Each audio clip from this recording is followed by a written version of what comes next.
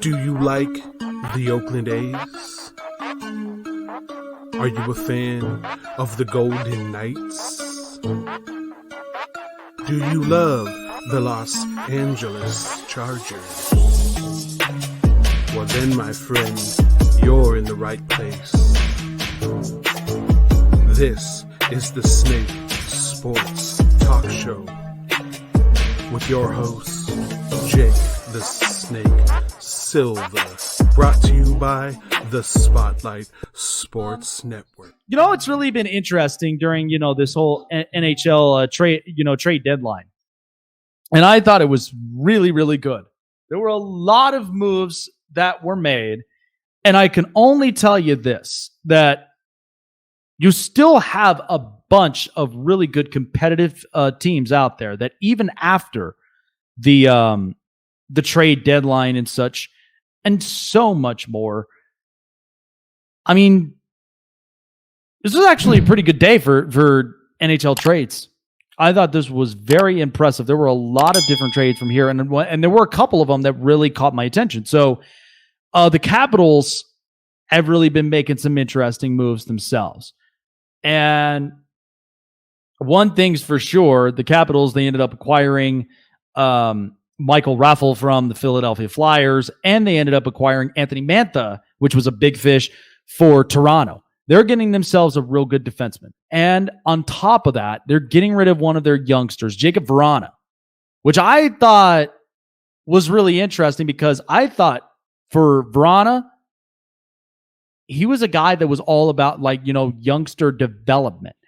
And I think he was a really impressive forward. So Detroit is really going to get themselves a good forward. I think one that's really going to build up well for a lot of the guys, for Dylan Larkin, and for so many more.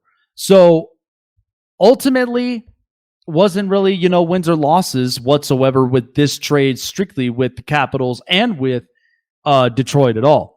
The Winnipeg Jets ended up acquiring Jordy Ben. They're getting themselves at least a real good player, at least a good role player for the Jets, knowing exactly the position that they are in currently through the stretch of this season. Now, the Canadiens, here's what's interesting. There are a couple of teams that really catch my attention from here.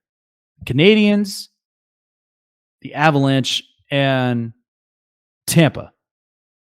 But there were also at least a couple of them that were like little hidden trades here and there.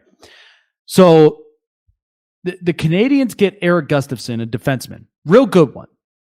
Everybody remembers him from Chicago, moved on, ended up going to Calgary, then takes a deal with the Flyers, and then now he ends up in Montreal. And Montreal made at least a couple of other moves. They ended up getting John Merrill from the New Jersey Devils. And they were making an awful lot of really good trades. So something tells me about Montreal that I think a lot of people don't realize. Because earlier ago, they get Eric Stahl from Buffalo. And things are not looking hot whatsoever, in Buffalo. Buffalo just looks absolutely ridiculous. It's embarrassing. It's just it's bad. It's absolutely bad there. And now, a lot of these other players, who knows, Jack Eichel might end up being gone out of Buffalo. You're looking at this entire development right now for this organization, and it's bad. It's just all bad. They cannot figure it out. I don't know what it is, but Buffalo is just one of those laughingstock organizations that when are they going to get competitive? When are they ever going to start turning things around? So Montreal, they made at least a bunch of good trades. And on top of that, there were a bunch of other teams that were kind of sneaking in.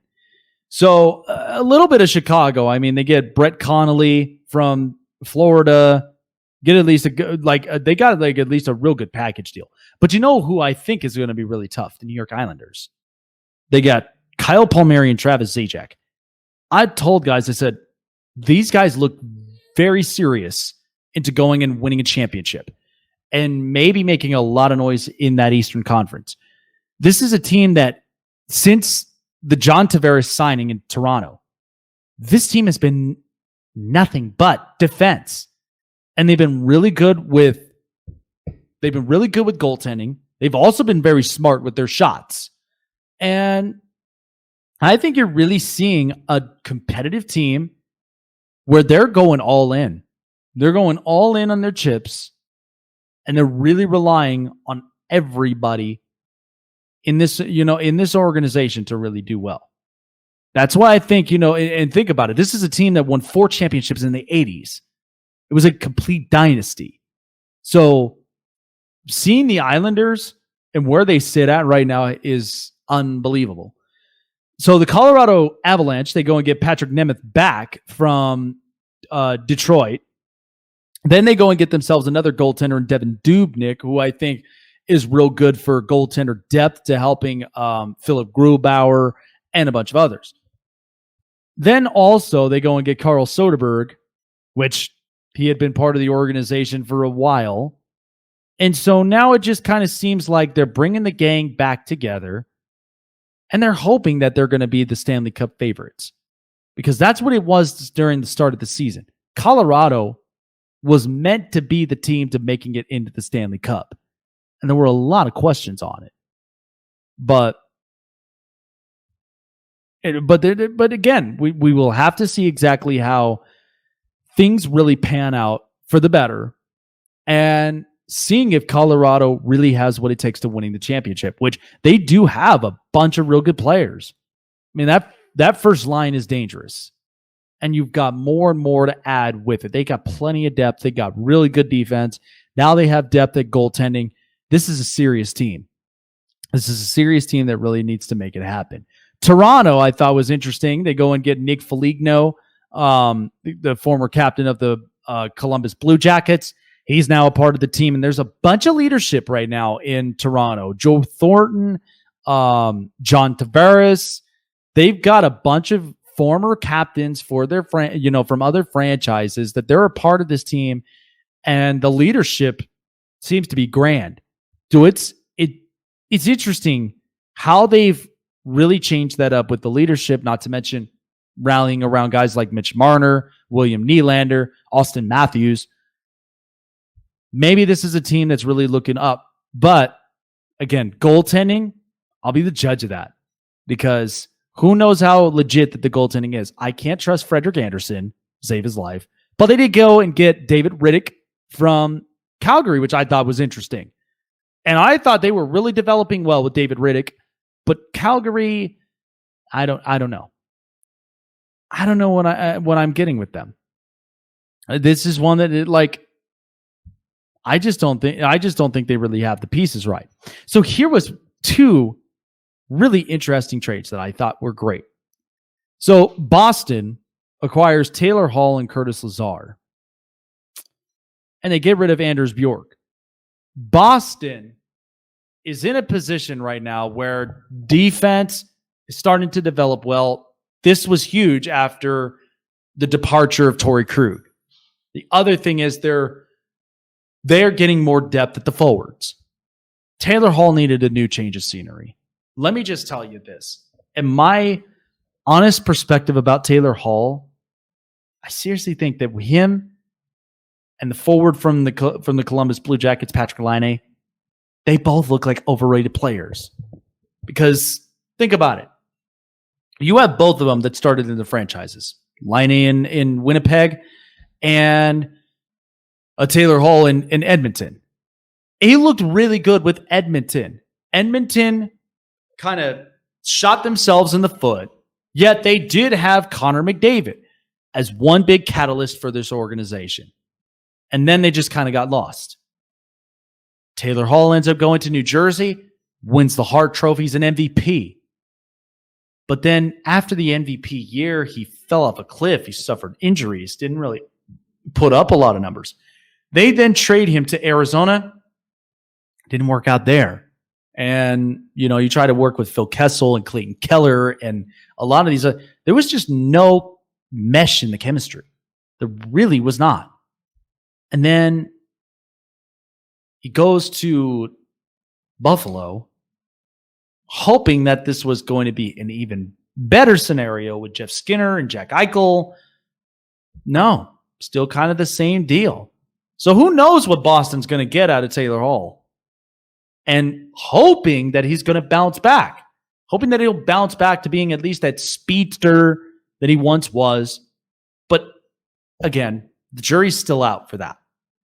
And then the Pittsburgh Penguins acquired Jeff Carter from the LA Kings. They get a third and a fourth rounder. Pittsburgh's really getting themselves a real good veteran guy. And I think Jeff Carter, who was part of the Stanley Cup championship teams with Los Angeles, the Kings needed to do something about this roster because right now, and the other thing of it is, Alex Iafallo got paid 4-year contract. So they're relying on their young core of Alex Turcotte, Alex Iafallo, Quentin Byfield, and a lot of these young kids, which I think for some they should. Because the Kings right now, they have been relying on so many of these veteran guys. They have relied on them so much. Like you still have Dustin Brown. You had Jake Muzzin. You had a lot of these really good guys, but then they all left. They all departed because the Kings just can't seem to find their identity. Now they're a rebuilding franchise. So all in all, I think for a lot of these teams, and especially with the way that the NHL is shaped, I could tell you right now, Colorado's still competitive. Montreal right now is being competitive, and they're really taking it up a notch. Tampa Bay is still Tampa Bay. They're maintaining in the East. But the biggest question are the ones that are fighting for at least a spot. Pittsburgh, Boston, a lot of those teams. The Islanders, I know for sure, are getting super aggressive and competitive. And we hadn't seen that since the 80s. So this is an interesting scenery from here. And of course, a lot of the teams that are maintaining, Vegas right now, they went and got Matthias Janmark, at least a good veteran forward. Something that I think they'll really use to their abilities. And then, of course, the Capitals. The Capitals always wanted, the last particular laugh, and that's what they're going to get with it. So I think, to me personally, this was actually a pretty interesting trade deadline. But now let's see who the competitive teams will be in the NHL.